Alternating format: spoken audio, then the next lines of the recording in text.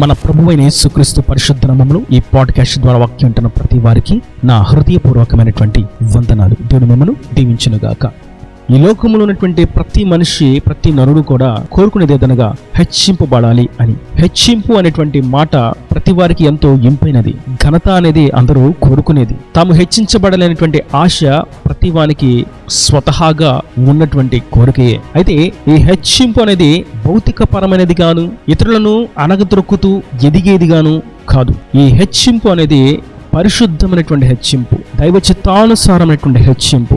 ఈ హెచ్చింపును గురించి మనం చూసినట్లయితే పౌలు ఎంతో హెచ్చింపబడ్డాడు. తన యొక్క పత్రికలో ఎంతో విశిష్టమైనవి, ఆ మాటలు ఎంతో విలువైనవి. పరిశుద్ధాత్ముడు ఆ మాటలను పౌలుకు అనుగ్రహించాడు. అటువంటి హెచ్చింపు ఎలా వచ్చింది ఆయనకి?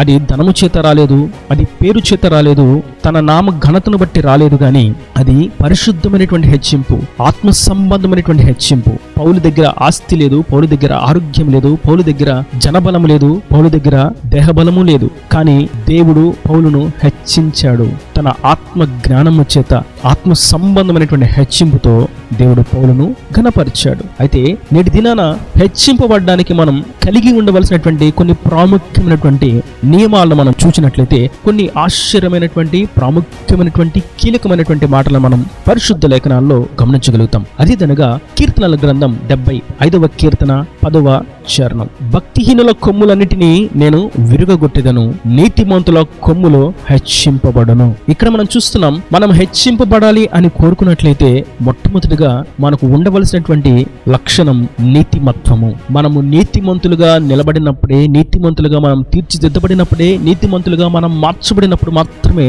హెచ్చింపబడతాము. దేవుని చేత కలిగేటువంటి ఆ హెచ్చింపుకు యోగ్యతను పొందుకున్న వారముగా ఉంటాం.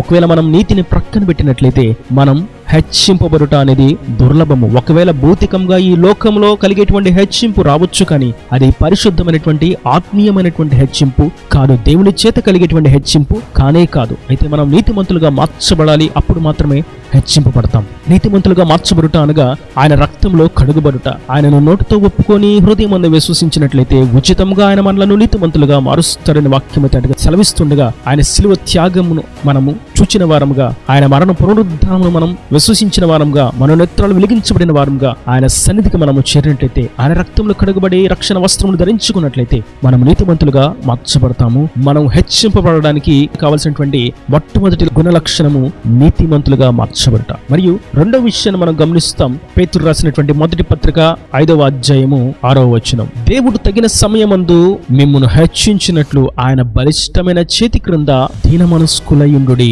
ఇక్కడ మనం చూస్తున్నాం, ఎవరైతే దీనత్వమును ధరించుకుంటారో వారిని ఆయన హెచ్చిస్తాడు అని. దీనత్వము లేక గర్వము ధరించుకున్నట్లయితే, అహంకారంతో ముందుకు సాగినట్లయితే దాని వల్ల కలిగేటువంటి నష్టం హెచ్చింపు కాదు, ఘనత కాదు, అవమానము, నిందయు, అపహాస్యము, తృణీకారము లభిస్తుంది. కనుక మనము దీనులముగా నిలబడినట్లయితేనే, దీనులముగా మార్చబడినట్లయితేనే దేవుని చేత మనం హెచ్చింపబడతాం. ఆత్మ సంబంధమైనటువంటి హెచ్చింపును, పరిశుద్ధమైనటువంటి హెచ్చింపును మనం పొందుకొనగలుగుతాం. ఆ ఘనతకు మనం పాత్రులుగా మార్చబడగలుగుతాం. అయితే దీనత్వము అనగా మనలను మనం తగ్గించుకొనుట, మనలను మనం ఎదుటివారి కంటే తక్కువ అని గుర్తించుట, మనకంటే మన ఎదుటి ఉన్నవారు మనకంటే గొప్పవారు అని, ఘనతనందదగిన వారు అని మనల్ని మనం తగ్గించుకొని జీవించుటయే దీనత్వము. మరియు దీనత్వము అనగా మనల్ని మనం తగ్గించుకునుట మటుకు కాదు, గాని ఎదుటి వారిని తగ్గించకుండా చూచుకునుట, ఎదుటి వారిని బాధ పెట్టకుండా చూచుకునుట, ఎదుటి వారి యొక్క ఘనతను ఘనహీనతకు చేసేటువంటి అబద్ధపు సాక్ష్యాన్ని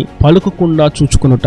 మనము దీనులుగా మార్చబడాలంటే మొట్టమొదటిగా మనల్ని మనం తగ్గించుకోవాలి. 2, ఎదుటి వారిని తగ్గించకుండా మనం ప్రవర్తించాలి. ఇది దీనత్వం యొక్క ప్రాముఖ్యమైనటువంటి అంశం. మనము దీనులుగా మార్చబడినప్పుడు మాత్రమే దేవుని చేత హెచ్చింపబడతాము. మరియు మూడో విషయాన్ని మనం చూస్తాం. కీర్తనల గ్రంథం 112వ కీర్తన 9వ చరణం. వాడు దాతృత్వము కలిగి బీదలకిచ్చును, వాని నీతి నిత్యము నిలుచును, వాని కొమ్ము ఘనత నుండి హెచ్చింపబడును. ఇక్కడ మనం చూస్తున్నాం, ఎవరిని ఆయన హెచ్చిస్తాడు అని చూసినట్లయితే దాతృత్వము కలిగి బీదలకిచ్చు వానిని.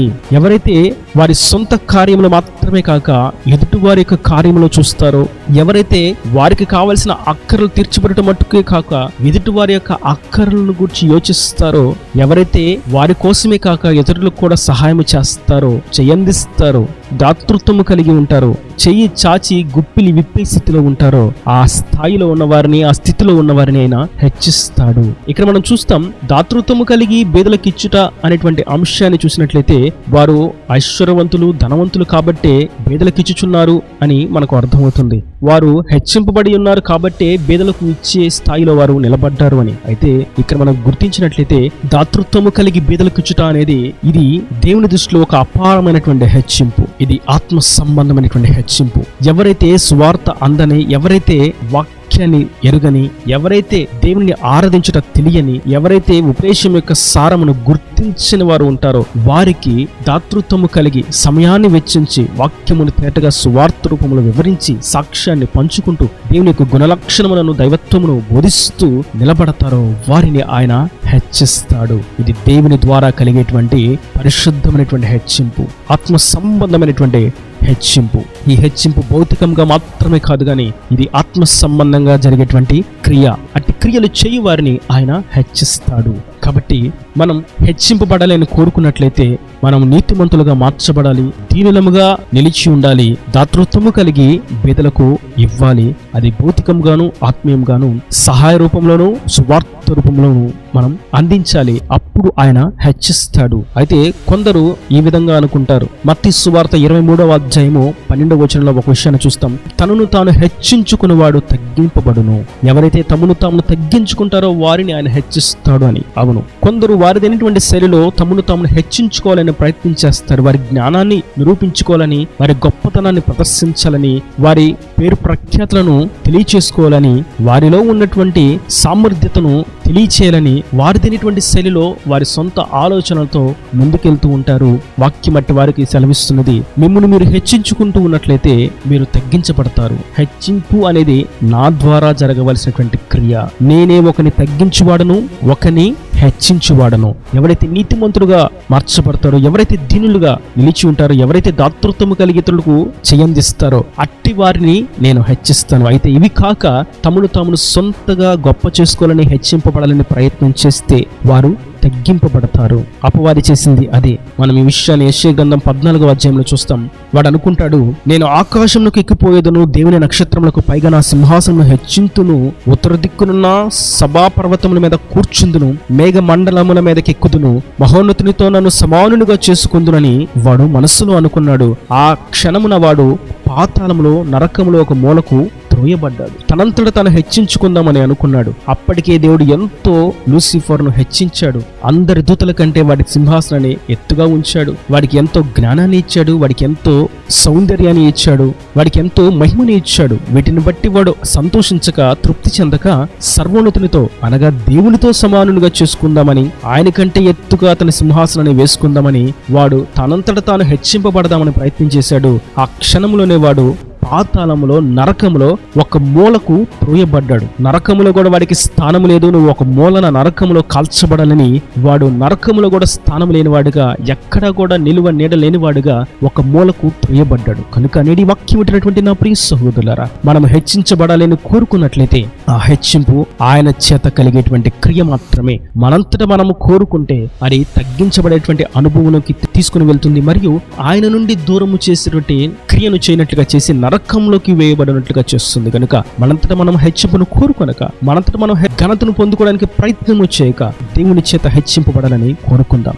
అది పాటల రూపంలో గాని, వాక్య రూపంలో గాని, పరిచర్యలో గాని, నమ్మకత్వంలో గాని, యథార్థతలో గాని, వాక్యోపదేశంలో గాని, సంఘ క్రమంలోనే గాని, సంభాషణలోనే గాని, సంగీతంలో గాని, ఆరాధనలోనే గాని, సాక్ష్యాలలో గాని, ఎక్కడ కూడా మనల్ని మనం హెచ్చించుకోవాలని ప్రయత్నించాక, మన ఘనతను మనం కోరుకొనక ఆయన కొరకు యథార్థంగా, నమ్మకంగా, సత్యములకు సాక్షిగా హృదయ లోతుల్లో నుండి మనం చేసినట్లయితే హెచ్చింపు ఆయన ద్వారా దక్కుతుంది. అది నీతిమంతులు, దీనులు, దాతృత్వము కలిగినటువంటి ఆత్మీయ జ్ఞానము కలిగిన వారు మాత్రమే చేయగలుగుతారు. అట్టి వారికి మాత్రమే ఆయన పరిశుద్ధమైన ఆత్మీయమైనటువంటి హెచ్చింపును ఇచ్చి కనపరుస్తాడు, హెచ్చింపచేస్తాడు.